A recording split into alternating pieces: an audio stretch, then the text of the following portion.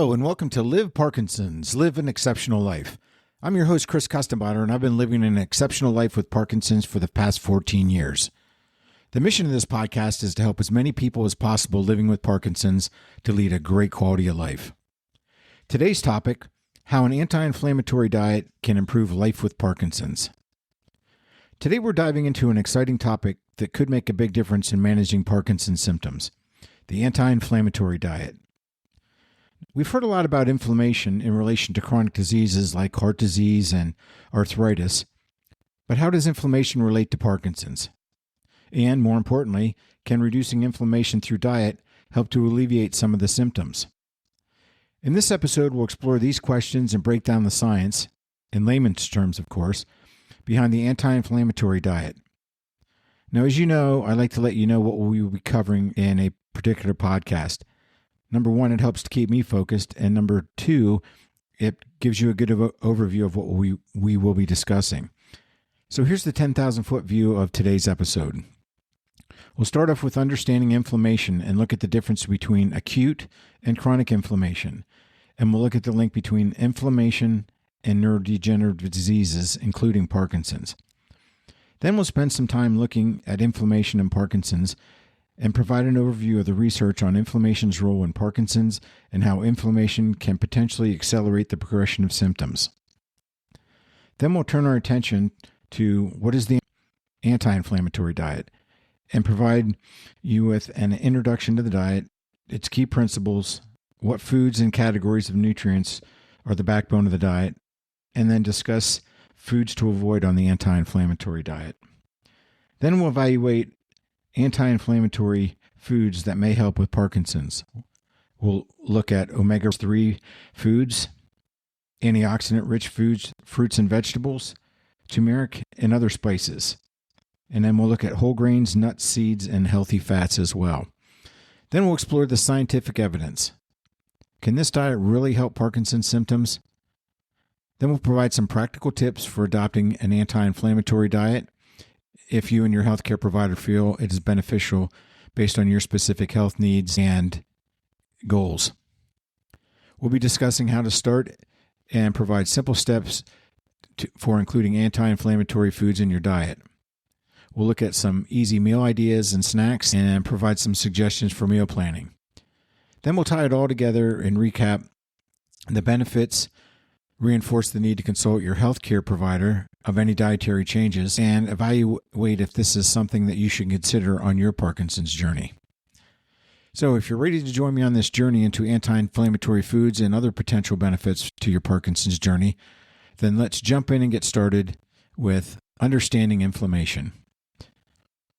Now, I've talked about inflammation on another podcast, specifically when I was discussing the Mediterranean and the MIND diets and when I was discussing emerging research areas in Parkinson's. So if you're interested in either of those three topics, please go back and listen to those podcasts as well. Now, to understand why inflammation is important in Parkinson's, let's break it down and look at what inflammation is to begin with. Inflammation is the body's natural response to injury or infection, and in the short term, it's beneficial. This type of inflammation is called acute inflammation. So, for example, when you cut your finger, inflammation helps heal the wound. It helps mobilize your body's natural defenses to the wound area and close up the wound and help to prevent bacteria and other things from getting past the skin barrier.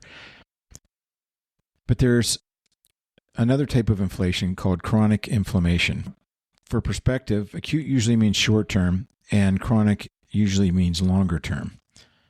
So this is where things get tricky. Chronic inflammation happens when the body's immune system goes into overdrive and starts attacking healthy cells. Over time, this type of inflammation can contribute to a variety of diseases, including degenerative diseases like Parkinson's. So let's look at the potential relationship between Parkinson's and inflammation.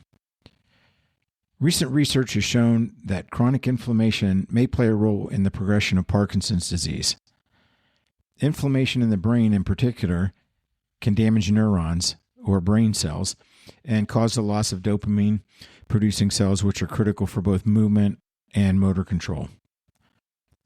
Two studies, the first published in Frontiers in Aging Neuroscience, titled Inflammation and Parkinson's Disease, emphasized the importance of managing inflammation in Parkinson's to slow disease progression, and stated consuming anti-inflammatory foods can be an effective natural strategy for reducing inflammation. And the research article published in Frontiers in Immunology that was titled Inflammation in Neurodegenerative Diseases, the Role of Diet and Nutrition.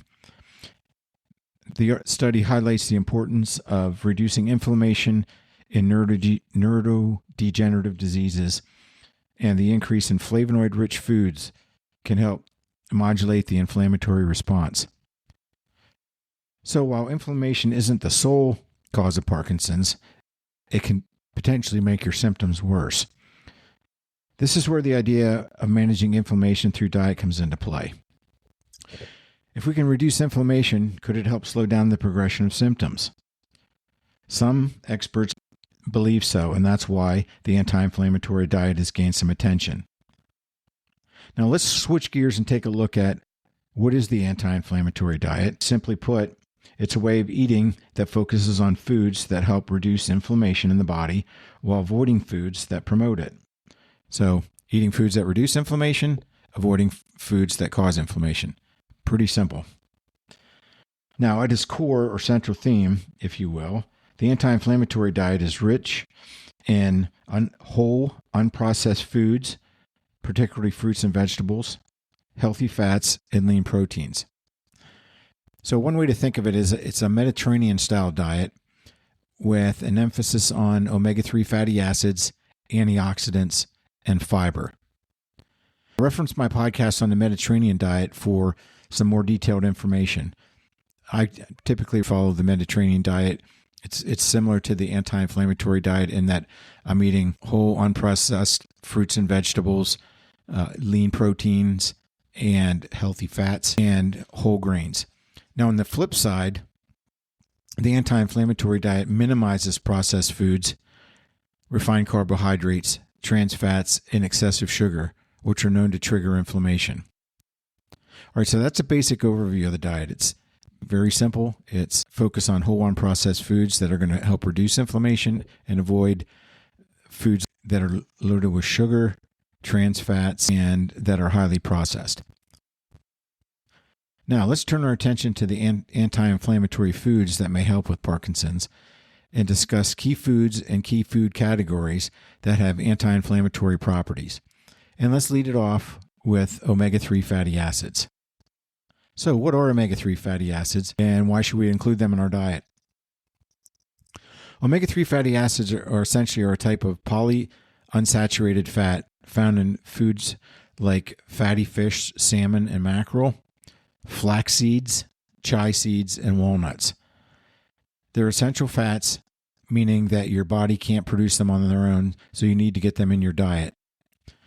According to the article, Parkinson's Diet, What to Know, published in Medical News Today, they state that studies suggest that omega-3 fats may help reduce nerve inflammation, improve neurotransmission, and slow neurodegeneration. Therefore, consuming more fatty fish rich in omega-3s or taking an omega-3 supplement may benefit people with Parkinson's. Fish and seafood that contain high levels of omega-3 fatty acids would include mackerel, salmon, herring, oysters, sardines, and anchovies. Now, there are actually three types of omega-3 fatty acids.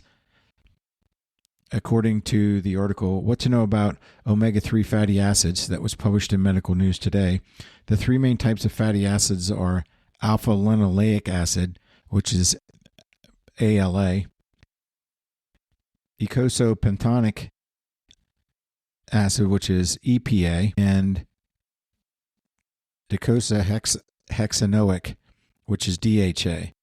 ALA is mostly in plant oils such as chia seeds, flax seeds, and walnuts, and DHA and EPA are mostly present in the cold water fatty fish like the ones I described above: salmon, mackerel, herring, anchovies, and sardines. Now, the article notes that omega-3 fatty acids may reduce inflammation So how can we include omega-3 fatty acids into our diet to help reduce inflammation? Now, here's some suggestions I have based on how I try to include them in my diet. Fatty fish like salmon, I like to bake or grill them. And typically what I do is I'll put a little olive oil on top and then put spices on there, different depending on the type of spice you like. You can flavor it to suit your taste. And then I usually bake it at 350 to 375 for 15 or 20 minutes, or I'll put it on the grill. And I really enjoy salmon. And then I also add salmon to a salad to get both the protein and the omega-3 fatty acids while I'm enjoying my salad. And then I can add flax and chia seeds to smoothies, yogurt, and oatmeal. Now, walnuts. I eat walnuts as a snack, or I throw them into a spinach salad with feta cheese and apples, or you can use dried cranberries, but they taste great in a spinach salad drizzled with some balsamic vinaigrette. You can use flaxseed oil and canola oil in your cooking. And there are some fortified foods like orange juice or some of the other juices and dairy products that are fortified with omega-3 fatty acids. So consider these omega-3 rich foods to incorporate into your diet to help reduce inflammation in the nervous system and protect and support brain health. So again, research is still ongoing. So I use the words may help and potentially. So until definitive studies are available, it's potentially helping you reduce inflammation in the nervous system, and it's supporting your brain health as well. All right, next up are antioxidant-rich fruits and vegetables. Now, these would include berries, leafy greens like spinach and kale, and I just did a podcast on superfoods, top superfoods, and I talked about kale and spinach, so if you're interested, check that one out. And other cruciferous vegetables like broccoli are loaded with antioxidants, which may help combat oxidative stress, which is another factor in neurodegeneration. Antioxidant-rich fruits and vegetables can play a crucial role in combating oxidative stress, which is beneficial for people living with Parkinson's. First, antioxidants help reduce oxidative stress by helping to neutralize free radicals, which essentially are unstable molecules that can damage cells and contribute to inflammation and aging. By reducing oxidative stress, antioxidants may help protect brain cells from damage. Secondly, antioxidant fruits and vegetables have anti-inflammatory properties. Chronic inflammation is a factor in the progression of Parkinson's, and reducing inflammation can help alleviate symptoms and potentially slow disease progression. So, how can you include these beneficial and tasty fruits and vegetables into your diet for potentially being able to help reduce inflammation? Here's some suggestions that I use. I blend them in smoothies. I like to blend a handful of spinach or kale, blueberries, blackberries, raspberries, or strawberries with some zero sugar Greek yogurt, some chia seeds or flax seeds for the omega-3 fatty acids, and then I use either milk, almond milk, or oat milk to give my smoothie a little substance. Then I add them to salads. A lot of times I'll mix baby spinach, arugula, strawberries, blueberries, walnuts, and feta cheese, and then drizzle it with balsamic vinaigrette. You can add them to stir fries. So toss broccoli, some bell peppers, carrots, and snap peas with a little olive oil and a little garlic, and eat it with some quinoa or brown rice, and you've got a great meal. And then I eat them as snacks. I keep a stash of berries, grapes, and nuts handy for a quick snack. Now, my niece let me in on a little secret with grapes. She said to wash them, and after they're washed and they're still wet, put them into a gallon bag and then sprinkle them with, well, I use sugar-free. You don't have to, but I use sugar-free Jell-O. So just sprinkle the sugar-free Jell-O mix into the bag and then thoroughly mix it around and then put them in the freezer. Then when you pull them out for a quick snack, it tastes like you're eating candy. It's a great way and a healthy way to manage your desire for sweets. And you can make all the different kinds of flavors you like. I've done lemon, raspberry, orange, lime, so strawberry, whatever the different flavors of Jell-O are out there. But it really tastes great, and I would highly recommend it. All right, another thing I do is I make soups, make a vegetable soup, and I toss in broccoli, tomatoes, carrots, celery, and spinach or kale. And then roasted veggies. I love roasted veggies, and I like Brussels sprouts, sweet potatoes. You can roast beets. Broccoli or cauliflower is one of my favorites with olive oil and some of my favorite herbs. And then if you like juices, you can freshly squeeze oranges or apples in a handful of spinach for a nutrient-packed juice. And then baking. A lot of times people make zucchini bread or carrot muffins. So you can add grated zucchini or carrots to muffins or bread for a sneaky way to get some antioxidants into your diet. So hopefully these ideas get you to include more antioxidant-rich foods, fruits, and vegetables into your diet. They not only help reduce inflammation, but add distinctive textures, flavors, and colors to your diet. All right, next up on anti-inflammatory foods is turmeric, which is a spice that contains curcumin, which is a compound with strong anti-inflammatory and antioxidant effects. Now, if you listen to my previous podcast on superfoods for Parkinson's, I go into extensive detail on turmeric. And one key to keep in mind is its bioactivity level. By itself, it's not readily available to be used by the body. But if you mix it with a small amount of black pepper when you use it, it boosts its anti-inflammatory and antioxidant effects. And then finally, healthy fats like olive oil, nuts, avocados are going to provide you with monounsaturated fats, which have been shown to reduce inflammation and support heart and brain health. And you can include these in cooking. You can toss them in salads, and avocados. Some people like to make guacamole, and you can use that as a snack. So there's countless ways to incorporate these into your diet, especially nuts. So you just grab a little handful of nuts for an afternoon snack, and you're going to get some healthy fats. Now, we've looked at some of the key components of the anti-inflammatory diet and mentioned it's like the Mediterranean diet with an emphasis on omega-3 fatty acids, antioxidants, and fiber. But let's go into a little more detail and provide you with some of the guiding principles and the backbone of the diet. The anti-inflammatory diet doesn't have no singular developer, like you've heard of the South Beach diet or the Atkins diet. This one doesn't have a single developer, but it's been popularized by a number of health experts and nutritionists over the years. The principles of the diets are based on reducing chronic inflammation through dietary choices, and it's gained traction as a way to manage and prevent inflammation and inflammatory conditions like heart disease and some of the neurodegenerative diseases. Now, here are the key principles of the diet. First, eat plenty of fruits and vegetables. Aim for a variety of colors to get a wide range of antioxidants and nutrients. Next, choose whole grains like brown rice, quinoa, and oats over refined grains. So try to eat whole grain breads instead of white bread. Same with rice. Brown rice versus plain white rice. Next is include healthy fats.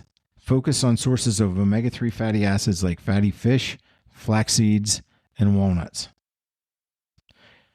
Limit processed foods. You want to avoid foods high in added sugars, trans fats, and refined carbohydrates.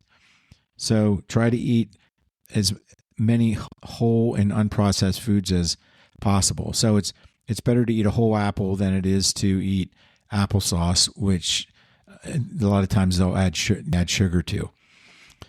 So that would be an example of eating a whole food instead of the processed food. And then stay hydrated. Drink plenty of water and herbal teas. Because a lot of times, especially with Parkinson's, you become dehydrated more quickly than you think. And then moderate dietary intake. Choose low-fat or fat-free dietary options if possible. And then consume lean proteins. Include sources like chicken, turkey, and legumes. Now, let's look at some of the particular foods to include in the anti-inflammatory diet. Fruits. Berries are one of the keys. Blueberries and strawberries are right at the top of the list, as well as oranges, apples, and grapes. In terms of vegetables, your leafy greens, including spinach and kale, broccoli, bell peppers, and carrots. And then healthy fats, olive oil, avocados, and fatty fish. Whole grains, the diet recommends quinoa, brown rice, oats, and whole wheat. Legumes would include lentils, chickpeas, and beans, and that could be kidney beans, black beans, navy beans, cannelli beans. So beans are a good source of protein as well. Nuts and seeds. Almonds, walnuts, chia seeds, and flax seeds are all great options and will help with your omega-3 fatty acids. And then spices, turmeric, ginger, and garlic. So how can we include all these into our diet? Let's look at a simple day's menu. So let's start with breakfast. One of the ways you can incorporate all these anti-inflammatory foods into your diet is start breakfast with a spinach and mushroom omelet and then have a little side of mixed berries. Then at lunch, grilled chicken salad with mixed greens, include spinach, maybe some chopped kale, cherry tomatoes, avocado, and a drizzle of olive oil and lemon dressing. And that's a great way to get your anti-inflammatory and antioxidant-rich foods. And then for a snack, a handful of almonds and a small apple. And then for dinner, baked salmon with quinoa and steamed broccoli. And then for dessert, a small square of dark chocolate and a cup of green tea will help round out the day and help give you the anti-inflammatory foods that you're looking for in your diet. Okay, well, this all sounds great, and it's a healthy way of eating, but is there any scientific evidence backing that an anti-inflammatory diet can be beneficial to our Parkinson's journey? So let's look at some specific studies that highlight the benefits of the anti-inflammatory diet. A diet review anti-inflammatory diet that was published in the Harvard T.H. Chan School of Public Health discusses how an anti-inflammatory diet rich in fruits and vegetables, whole grains, and healthy fats can help reduce chronic inflammation and improve overall health. The review notes that anti-inflammatory diet is a healthful eating plan that may help reduce chronic low levels of inflammation that otherwise might increase the risk of various chronic diseases. They note that popular dietary patterns that are anti-inflammatory include the Mediterranean, DASH, and vegetarian diets. They also state that along with this diet, it's important to incorporate other healthy lifestyle factors that positively affect the body's immune system and immune response, such as practicing stress reduction, exercising regularly, and getting enough sleep. In short, there's no specific studies of anti-inflammatory diet with Parkinson's patients. Research into the anti-inflammatory diet's effects on Parkinson's is still emerging, but adopting a healthy eating plan like the anti-inflammatory diet has shown subjective benefits, with some people reporting improvements in stiffness, fatigue, and general well-being after adopting the anti-inflammatory diet. Although no objective measures have been studied, it's an exciting area of research that is ongoing and will hopefully spotlight the benefits of consuming anti-inflammatory foods to help people living with Parkinson's. So let's look at some practical tips for adopting an anti-inflammatory diet. So start by incorporating more fruits and vegetables into your meals and aim for a variety of colors, as different colors plants contain different nutrients. Next, you want to swap out refined grains like white bread and rice with whole grains like brown rice and quinoa. Then you add fatty fish like salmon or sardines to your diet. Try to get those a couple times a week if possible. And then use healthy fats like olive oil in your cooking instead of butter or margarine. And then finally, don't forget to include herbs and spices, especially turmeric, which you can add to soups, stews, and smoothies. And it's great for roasting with vegetables as well. So reducing inflammation through diet is a simple yet potentially powerful way to manage Parkinson's symptoms. While more research is needed, adopting an anti-inflammatory diet can be part of a holistic approach to improving your quality of life. Remember, it's always important to consult your healthcare provider before making major changes to your diet, especially if you're on medications for Parkinson's. I hope you found today's discussion helpful. If you're interested in learning and exploring more about the anti-inflammatory diet, listen to my podcast on the Mediterranean and Mind diets, because they incorporate most, if not all, of the foods and spices and nutrients that are part of the anti-inflammatory diet.